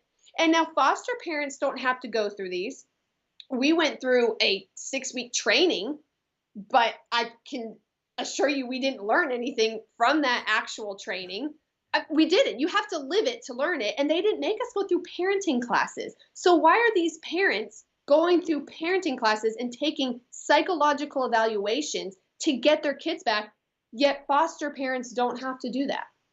Yeah, and when you look at the field of psychology right now, it's so jacked up. I wouldn't want to go through a state-sponsored psychologist to get an evaluation, because if they find out you have possibly the wrong political ideals or whatever, that could be held against you, and then they're going to be like, "Oh, these people clearly shouldn't have kids." They're going to plant some really weird ideas in their head. So it's going to go, okay, well, we just need to keep those kids from going back. And again, this is the thing that people have to come to an understanding of. Okay. The Timms family, the Hernandez family, you're talking $50,000, $100,000. $50,000 or $100,000 to the state. It doesn't matter what state it is for the most part. That's a drop in the bucket for them. The burden is on the family. The state has all these financial resources. If they don't, they'll just tax you more and take more money from you to keep this thing going. The families don't have those resources for the most part. So this is a win-win for the state. If their goal is again, I don't know for sure. It looks like their goal is to tear as many families apart as they can. It's like some kind of contest. Then, yes, the family in question, they're going to take the financial hit, the emotional hit, the psychological hit. They're getting hammered on all these different fronts, and the state just keeps writing checks to people. Right. It's at the end of the day, clearly someone has a major advantage. And again, you're not going to find most of the time, you're not going to find some really great attorney who's going to say, you know what, I'm going to do this pro bono, or I'm going to greatly reduce my rates, because he knows the amount of time he's going to be spending doing paperwork and all these other things to fight the state is a lot of billed hours. And so it just puts these families at a great disadvantage right from the get-go, and it's all because these different entities seem to be playing a little hanky-panky with each other. Mm-hmm. And again, it's hard for me to not look at this and go, man, something again, this has to garner national media attention, and maybe just maybe I don't want the federal government coming in, because good God, that won't make it any better. But you get a bunch of journalists from around the country flying into Georgia and saying, "Hey, what are you doing here?" And just hey, some of these journalists, they can come into court. It's open in juvenile court. Come into court if you don't believe what we're saying. Come into court and come listen to a judge tell a family, I'm not going to listen to your expert witnesses today. And for the psychological evaluation, how well do you think you would do on that test, John, if your kids were stolen from you? And how about if you're not allowed contact with your spouse? Where are you going to be at during that psychological evaluation? Because these parents are traumatized. Yeah, they're experiencing anxiety, depression, PTSD. They're terrified, the ones who have been thrown in jail and are waiting to be indicted. They use everything you say against you. You can't, as one of these biological parents, say, well, today I'm having a rough day. I cried all night for my babies. Oh, well, they don't sound like they can handle it. They sound like they just won't be able. This is what they do. You can't even speak truth to them because they will use it against you. It's so messed up. It's so messed up. I know you're right. The only real way to get change, it's twofold. You need to get citizens riled up and upset about this, right? Not rioting, not being stupid, not threatening, angry. get them mad, and get journalists coming in and sharing this story, listening and telling this story. Fact check us. You want to see if everything we have to say is truth? We've got the documents. You can go to You Are the Power. Anyone there would be glad to answer any questions. I do have a question from the live chat here. Do you guys have guardian ad litem in your state? Okay. Mm-hmm. Now, I don't understand all the technical terms there, but somebody was asking it, a question. One of the guys here, I've had him on the show. He's our Missouri constitutional expert. He was a foster kid, but in the end, I believe what he said is the last family that fostered him was pretty much saved him from being kind of a jerk, apparently. And he's, Tom's a great guy, but well, guys, guardian ad litem here are really, really liked in the court. Guardian ad litems have a lot of say. The judges like them. They're just not all doing the right thing. Some of them are also bad actors. I'll just leave it at that. Some are bad actors. Yeah, it's no system is perfect, but clearly this one's way off track. Yeah, it's got a lot of problems, and again, like you just stated, though, it's going to take a whole lot of people getting mad, getting angry, and maybe just making a visit to the Capitol and saying, what are we doing? Going to the governor's office in Drove and saying, excuse me, good sir, do you want to address this, or would you rather us take, not a violent, No, of course not. But would you rather us smear you and everybody else involved in national media all over the place and ruin your political career? I mean, you got two choices here, buddy. We got to work this out. You do the right thing. Yeah, don't be don't aid and abet criminals in a kidnapping case. Be the upstanding person here that truly wants to do the right thing. Go out there and find the people who are abusing their kids. Like, find the people who are doing what they shouldn't. And again, I stand by helping some of these parents. Not all parents who are not doing right by their children are horrible people. Some really do need a mentor. Maybe they had a bad upbringing. They didn't have anyone to show them the way. Young and pregnant, clueless to what to do, overwhelmed by life. So some just need help. That's where churches and communities could step up and help those that need the help. You'll be able to tell everybody listening who wants the help and who doesn't want the help. It's not that hard to see. You can see it pretty easily who would accept your help and who loves their children and just needs someone being a cheerleader for them, right? Someone showing them where rehabs are, helping them get a job, helping them get a car. I mean, what happens when you're living in a motel, you don't have a job, you don't have a car, you can't pay for food for your kids, the government comes and takes them, but they love their kids. Being poor shouldn't be a crime. It's not a crime to be poor. Some people just need help. So weed out the ones that need help from the ones that are true criminals hurting their kids to the ones that are wrongly accused. Like, weed them out. It's really not that hard. Apparently it is. I don't know. Apparently for some folks. Should not be that hard. No, it shouldn't. Well, Jonathan and Jennifer, I really, really appreciate you joining me again. I wish we could meet under better circumstances, but you guys just wear your hearts on your sleeves. I appreciate your passion. I appreciate your compassion for other people. I know a lot of other folks do. If you get any updates, if you get some great news or, God forbid, worse news, and you want to share it with my audience, please get in touch. Or maybe when some of these other cases come out and we see more of this, I don't want to keep – I hate to keep covering this stuff. But maybe this is what it takes to get some other people involved and to do the right thing. But I really, really, truly appreciate what you guys have done and continue to do, because I know it's not easy, and I know some people are going to look at you like you're a crank or a conspiracy theorist. But clearly there's something going on. So best of luck to the both of you. Continue the great work that you're doing. And again, I've got an open door anytime else you want to come back on, discuss good news, bad news, whatever. just reach out to me and I'll get you on as quickly as I can.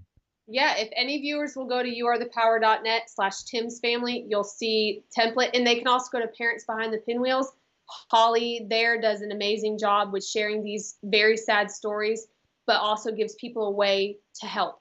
So Thank you for having us. Absolutely. And I would ask one favor, because I would like to have Holly on at some point. I tried emailing.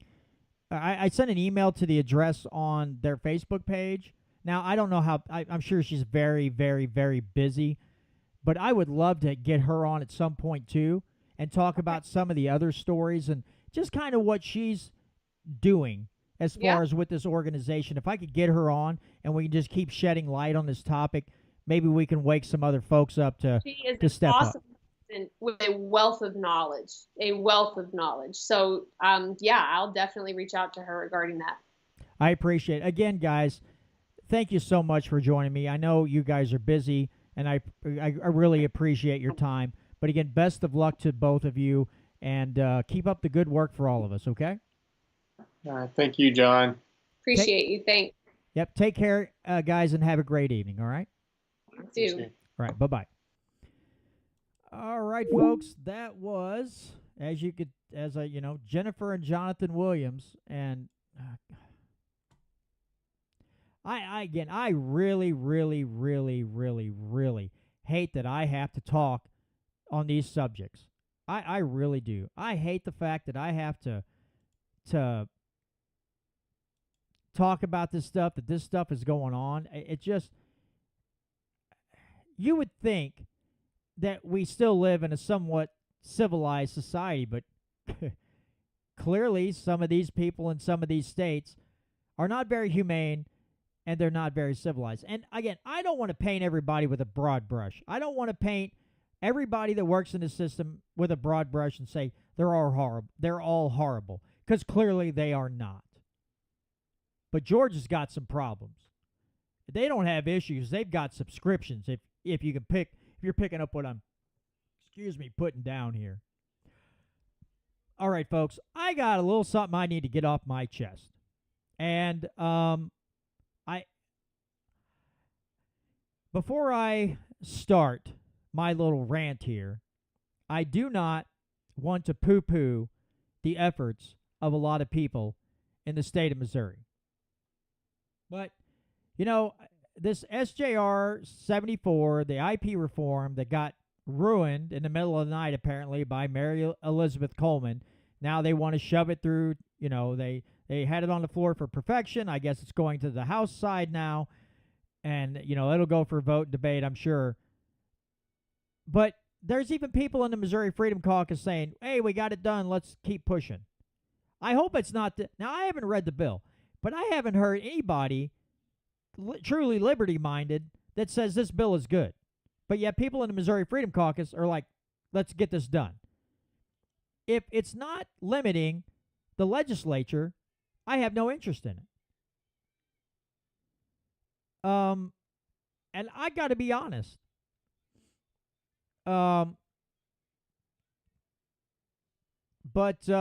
Okay, Tom, thank you. Get a hold of Megan Fox, the journalist, not the hottie actress, to discuss the issues here in Missouri identical to worse than Georgia. Okay, I will do that.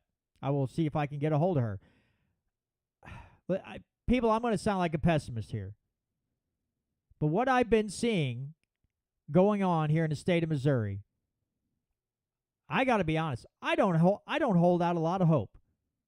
Even for some of these folks in the Missouri Freedom Caucus and the way they're treating some of their own constituents. And suddenly just like, oh, don't want nothing to do, don't want anything more to do with this person, or, just crapping all over them because maybe they have a difference of opinion. And some of the legislature that they're backing, like, I don't know, sports gambling in Missouri and other things. We clearly have much higher priorities than sports gambling, but we want to make that a priority. And I'm sorry, but a lot of these so-called, Freedom Caucus members don't seem like they're very freedom-oriented at the end of the day, or some of them appear to be shills. Now, this is nothing personal. Not in the least bit. But the behavior shown, and I know Tom, but, I used to think Tom was maybe a little nitpicky about how he talked about the votes and how our reps and senators act, but I'm done feeling that way, Tom. I'm with you, brother. I'm with you all the way. I'm getting sick and tired of politics. I'm getting sick and tired of this behavior. I'm sick and tired of people who want to act like they're all conservative and constitutional, but at the end of the day, they're really not. And I'm just truly fed up with it. It's absolutely stupid. It's just really dumb. And there are people there that I really like. Like Tony Lavasco. I really like him. At the end of the day, like I even told Tony, I don't sit around and go, "Oh God, what's Tony going to do today?" Because at least if I ask Tony his opinion on why he votes the way he does, he gives me his opinion. And at the end of the day, I'm like, okay, this is why I did. He gives me his reasons. We may not agree, but at the end of the day, he's open with me. He's honest with me about why he does the things he does. And I have a great appreciation for that. But some of these folks want to act like your friends, and they want to turn around and crap all over you. Or they want to lie straight to your face. And I just don't have time for that anymore. Maybe it's the old man, mentality, the get off my lawn mentality that's been growing on me lately here. But I'm just sick and tired of a lot of these folks. And I want to be point blank with you folks here. And again, it's nothing against any of you. You guys that are in a live stream here, Tom, Voodoo Class, Warrior Class 3, or Voodoo Class, Voodoo Queen, and John Doe and Maya, and some of these others. I know Gary's grandkids are at his house, so he's not in here. And Kelly Adams, I'm sure. A lot of you folks in here, I love you to death. You're great people. And you're putting in the work. My question is, at the end of the day, are phone calls and emails enough for a lot of these people? Because it doesn't seem like the last couple sessions that it's really sinking in, that this is what the people want. I'm beginning to question if emails and phone calls are going to do it at the end of the day. There's nothing wrong with doing that. There's nothing wrong with putting pressure on your representative or senator to vote the right way, the constitutional way, to uphold natural rights, to pass bills that are constitutionally sound. There's nothing wrong with that. But we see what went on with gold and silver and some of these IP reform, some of these other bills, and it just seems like at the end of the day, phone calls and emails aren't cutting it. So the question is, and listen, you know me, guys. I'm about as sharp as a bag of wet hair. I'm really not that bright. I'm about as dumb as dirt a lot of days. I don't know what the answer is, but I'm proposing the question. What do we do? What do we do when phone calls and emails clearly don't get their attention anymore? What's the next step? And I don't want to be all Mr. Negative here. That's not my intent. I don't want to be that way. But at the end of the day, what is the answer when they won't do what you want them to do?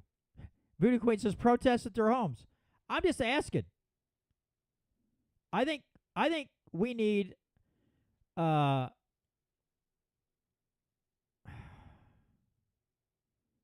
just think we have to have other means of persuasion. And I don't mean violence. I don't mean threats. I don't mean any of that. But we have got to find a way and to get this done. Now, I'll be honest. I had a phone conversation with a friend earlier today.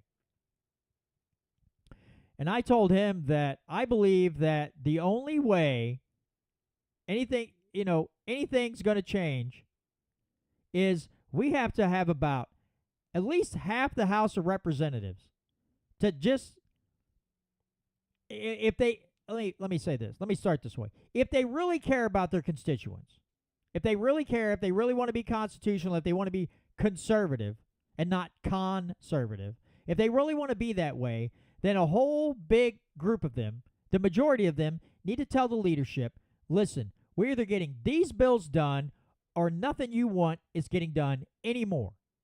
Your rule changes suck. You're a nasty human being. Clearly, you don't care about your constituents. You're interested in the almighty dollar and, going up the political ladder. I think, truly, at the end of the day, if those people don't want to stand up to the leadership, it doesn't matter how many phone calls and emails leadership and some of these other people get. They're so scared of leadership that you will not change their mind. They can't get a lot of their other, fellow lawmakers or legislators to jump on board and stand up. I think it's a stalemate. And leadership, and there's enough money and enough lobbyist money in that building to ruin it for everybody.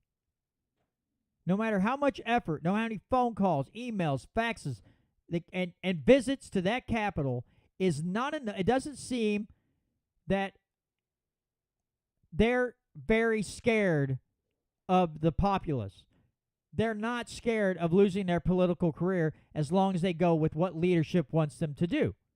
At the end of the day, that seems what's most important to them. Now, I know it's real easy for John here behind the microphone to say this and not be in Jeff City as a rep or a senator. Of course it is. But I also understand what the role of government is supposed to be, and I also understand they took an oath to defend and uphold the Constitution and defend and uphold your natural rights. And they don't seem interested in doing that. And when you have a difference of opinion, sometimes they just shut you out. Well, you hired them. So the question is, do you keep backing people like this, or do you find somebody else who maybe, just maybe, is a little more interested in doing the right thing? But then again, can you get enough people in the House of Representatives to stand up to leadership and call them out on their BS and say, enough's enough, and we're tired of doing your bidding? Because I believe until that happens, we are going to be constrained by, I'll just say it, a bunch of cowards at the Capitol. And we have to get out of this mentality. Well, not we. There's a lot of people in Missouri that have to get out of this mentality that if you're a representative, you're just supposed to be filing bills willy-nilly. No. Now, it's okay to file a bill to try to gain liberty back, to gain your natural rights back. That's fine. But, we need to name a bridge after this person or a section of highway after this person. Let's make a different state food. Let's have a state cheese and a myriad of other things going on that at the end of the day don't freaking matter at all, right? Doesn't matter at the end of the day. Not going to make you more free because, Provel cheese is a state cheese, or sweet and sour chicken is the official food. It got started in Missouri, whatever. At the end of the day, we need a whole lot of people at the Capitol to stand up to leadership. And I believe, I could be wrong, folks. This is just my opinion. This is just me in here ranting behind the microphone.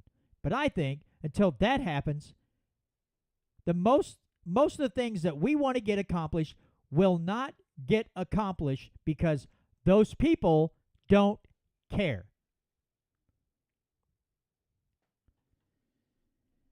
Do not care. Now, some of them do. Some of them, I believe, do. They might go about it the wrong way, but I believe some of those people, Mike Moon is clearly one of those people. And some of them really want to get things done the right way. It's just made hard by a lot of other people that they work with. I do believe that. But I think there are a whole lot of people up there that are fake, that are shills. They love to say they're X, Y, and Z, but at the end of the day, you're like, Yeah, you're really not. And that is starting to really chap my butt, to put it in radio-friendly terms. You know, and then you see what goes on in Georgia, and I'm sure in Missouri it can be just as bad. Okay, you see what goes on in Georgia. And the attorney general doesn't want to look at it. The governor clearly isn't interested. Nobody seems to be interested in state-sponsored kidnapping of some of these people who have been falsely accused of abusing their kids when they have a verified medical condition. You look at look at Texas. They want a national divorce. They're rightfully asking for it. It's within their rights to do so with their state sovereignty, as well as, you know, what the feds want to do with the border down there. Interfere with their sovereign border. And people are like, national divorce is stupid. Is it? Is it stupid? Is it stupid to want to get away from people who clearly don't care about you? Is it just so weird and awkward that these states or these people that live in these states want to divorce themselves from a group of thugs and thieves and liars? I think not. And John Doe and Tom Martz are going back and forth about Swiss cheese and cheddar cheese again. It's one of these funny little arguments. Andrew Jackson said John Marshall has made his decision. Now let him enforce it. We also can declare our own sovereignty. Yes, we can. And we should.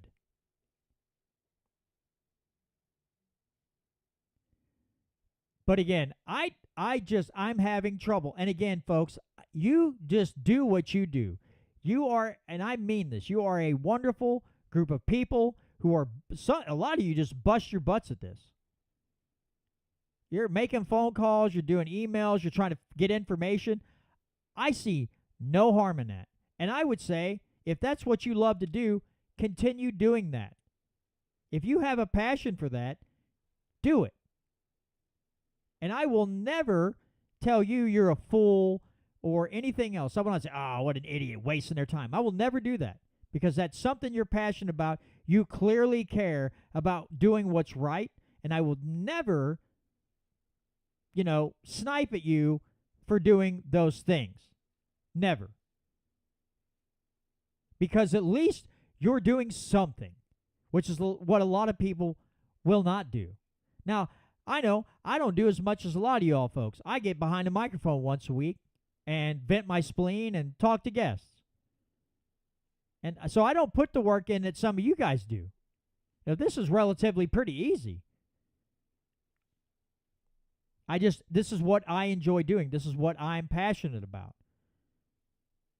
But there's been many times in my life that I look at a subject like national divorce or how Tom views the legislature, and I think, man, I don't think I can quite go along with this.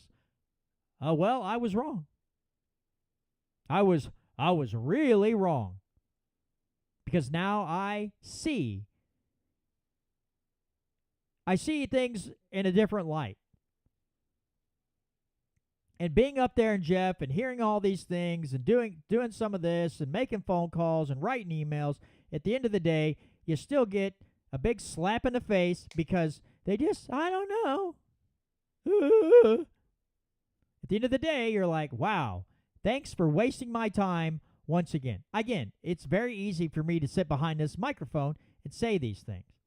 But at some point, a whole lot of people got to get a backbone.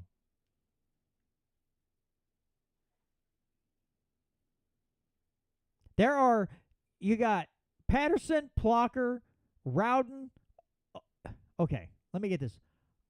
We got Plocker the blocker.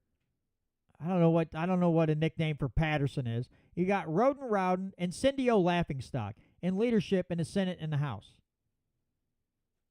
4 people. And how many senators and reps do we have? And you're telling me that a large group of these people can't come together?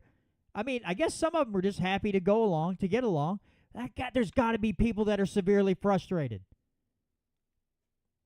And these people can't build a coalition and say, hey, we may not all be, identical in our ideals, but can we at least agree that leadership sucks horribly bad, and then we can do,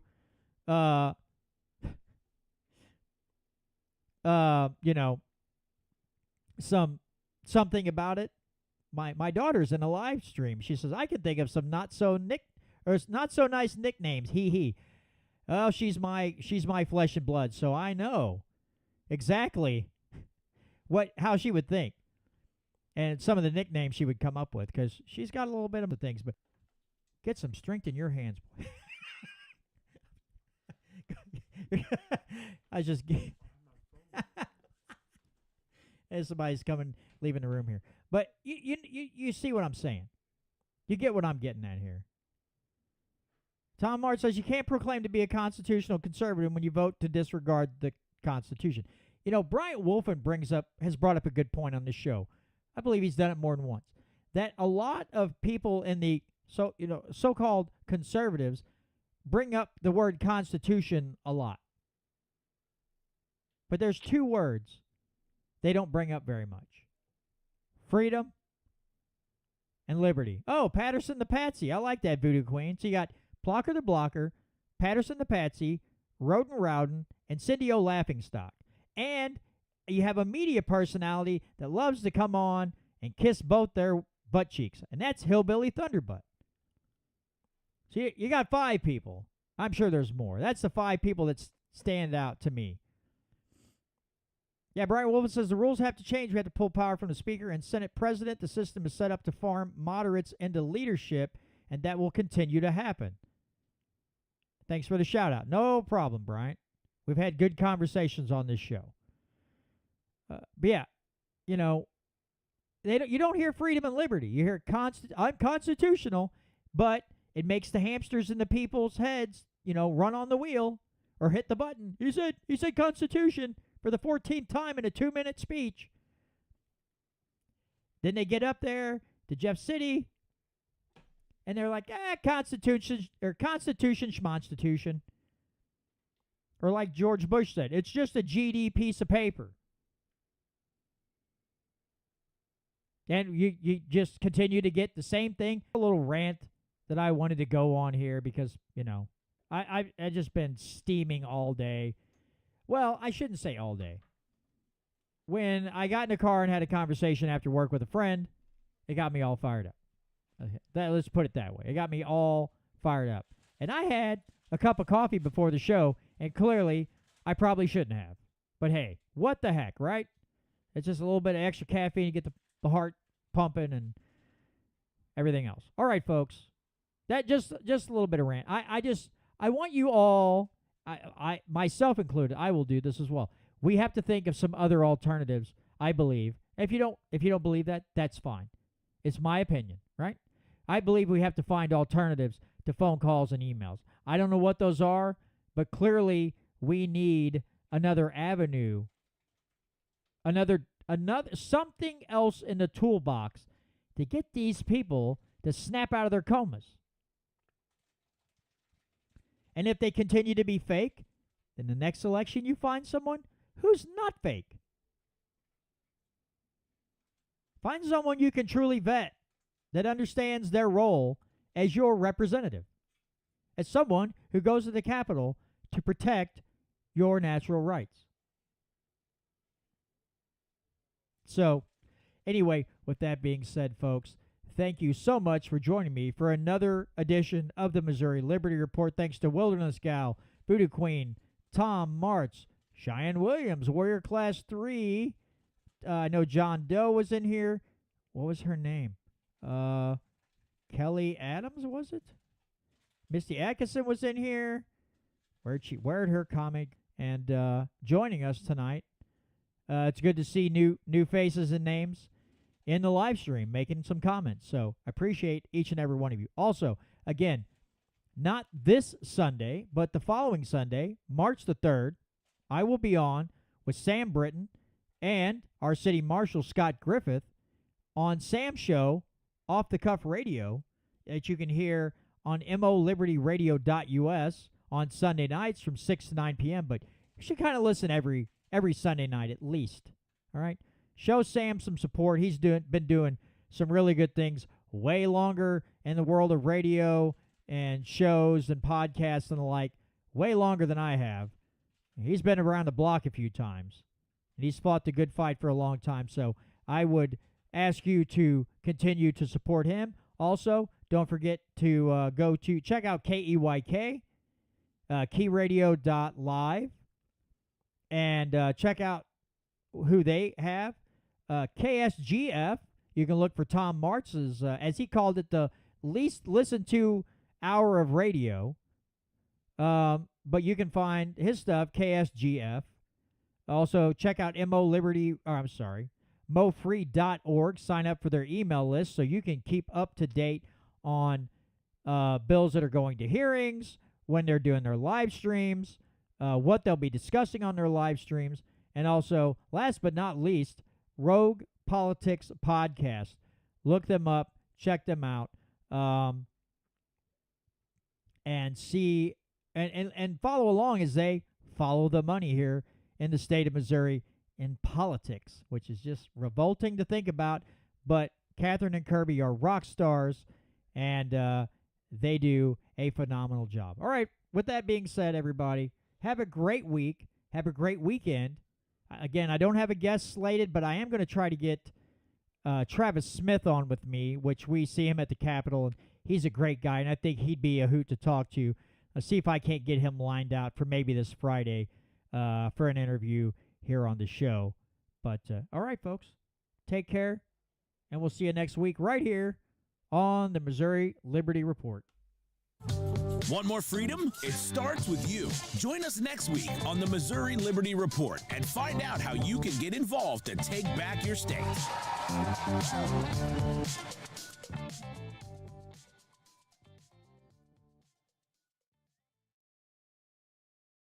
All right, thanks again, folks, for tuning in tonight. I appreciate all of you. Appreciate the support. And again, I really wish I could have Jennifer and Jonathan on with better news, but this continues to happen, and this may, God knows what this is going to spawn out of my show. I'm going to have to start sitting down and looking through anything that I can find, and probably just going to end up dedicating a full episode to the horrors of DFCS in Georgia. So again, thanks to all of you who joined in the live stream tonight. I love your banter. I love the comments. I love the questions. And I appreciate the fact that you guys are here with me just about every week to hear, not so sharp John get on here and vent his spleen and flap his gums a bit. So I do really appreciate that. So take care, everybody. I look forward to seeing you next Friday. Be good, behave, be free, and keep up the good fight, folks. Take care.